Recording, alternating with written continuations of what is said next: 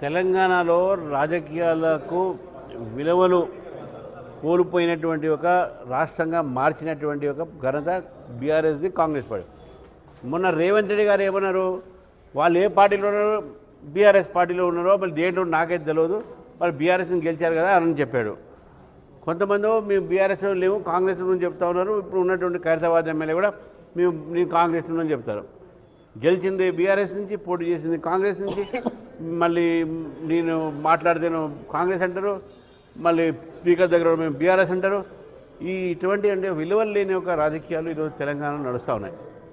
దీనికి నాంది పలికింది బీఆర్ఎస్ అయినప్పుడు కూడా కాంగ్రెస్ కొనసాగిస్తూ ప్రజలకు ఈరోజు ఏం సంకేతం ఇవ్వాలి. ఈరోజు అటల్ బిహారీ వాజ్పేయి గారి యొక్క జన్మదిన రేపు జరుపుకుంటున్నాం. మన విలువలతో కూడా ఒక్క ఓటుతో ఓడిపోయిన అటల్ బిహారీ వాజ్పేయి ఎంత పెద్ద విలువలకు ఉన్న రాజకీయాలకు విలువలకు ఎంత మూల్యం ఇచ్చాడు, ఎంత బ్రహ్మాండమైనట్టుగా ఆ రోజు నాయకత్వం ఉండే, నేతృత్వం ఉండే అన్ని రాజకీయ పార్టీలు అప్రిషియేట్ చేశారు.